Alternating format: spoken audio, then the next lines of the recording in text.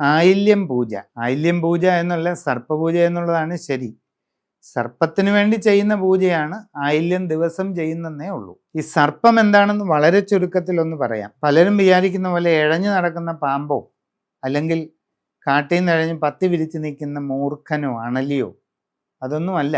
നമ്മുടെ നാഗരാജാവ് നാഗേക്ഷി എന്നൊക്കെ പറയുന്നത് പൂർണ്ണമായിട്ടും ഇതൊന്നുമല്ല. പണ്ടുകാലത്ത് നാഗയോഗ കുണ്ടലിനി സമ്പ്രദായത്തിൽ പ്രപഞ്ച ചൈതന്യത്തെ ആരാധിച്ചിരുന്ന വിഭാഗം ഈ രാജ്യത്ത് ഉണ്ടായിരുന്നു.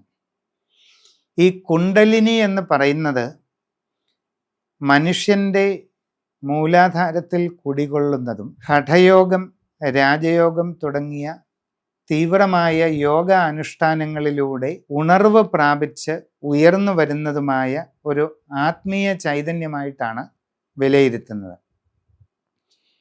ഈ കുണ്ടലിനി ശക്തി എന്നറിയപ്പെടുന്ന യോഗശക്തിയുടെ രൂപം ഫണം വിടർത്തി ഇഴഞ്ഞ് മുകളിലോട്ട് കയറുന്ന ഒരു സർപ്പത്തിൻ്റെ ആകൃതിയായിട്ട് പൂർവ യോഗാചാര്യന്മാർ പറഞ്ഞിട്ടുണ്ട്. നമ്മളുടെ ഉള്ളിൽ കുടികൊള്ളുന്ന കുണ്ടലിനി ചൈതന്യത്തെ സർപ്പത്തിൻ്റെ ആകൃതിയിൽ നമ്മൾ വ്യാഖ്യാനിക്കുന്നു.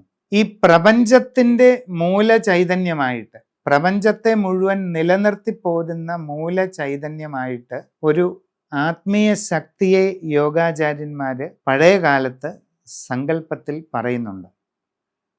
അതിനെ പ്രപഞ്ച കുണ്ടലിനി എന്ന് പറയും.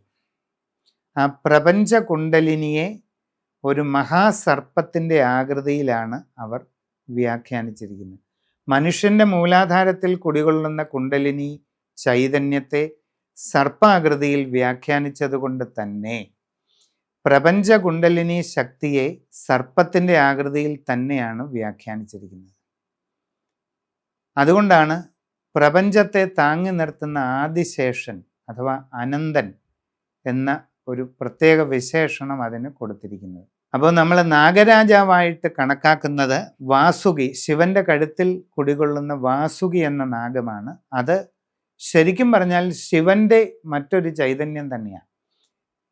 ശിവൻ തന്നെയാണ് വാസുകി അഥവാ നാഗരാജാവ്. നാഗയക്ഷി എന്ന് പറയുന്നത് മറ്റാരുമല്ല, സാക്ഷാൽ പാർവതി തന്നെയാണ്. ഭൂമിയിൽ എഴഞ്ഞു നടക്കുന്ന പാമ്പായിട്ടൊന്നും ഇതിനെ കണക്കാക്കുകയേ വേണ്ട.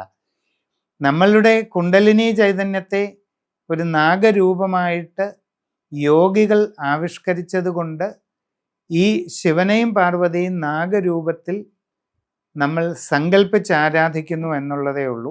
സർപ്പക്കാവുകളിലെ നാഗരാജാവിൻ്റെ വിഗ്രഹത്തിൽ കുടികൊള്ളുന്ന ചൈതന്യം പൂർണ്ണമായിട്ടും ശിവനാണ്.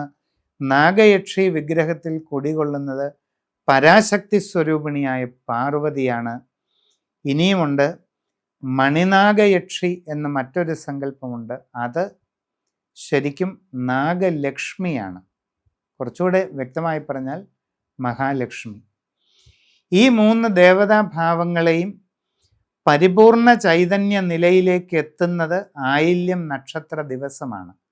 അതായത് ആയില്യം അഥവാ ആശ്ലേഷ നക്ഷത്ര മണ്ഡലത്തിലൂടെ ചന്ദ്രൻ പാസ് ചെയ്ത് പോകുന്ന സമയം നാഗരൂപത്തിലുള്ള ശിവപാർവതിമാർക്കും നാഗലക്ഷ്മിയായ മഹാദേവിക്കും പൂർണ്ണ ചൈതന്യം നമ്മിലേക്ക് ചൊരിയാൻ കഴിയുന്ന മുഹൂർത്തമാണ്. അതുകൊണ്ട് ആയില്യ ദിവസം സർപ്പപൂജ നടത്തുന്നത് ഏറ്റവും നല്ലതാണ്.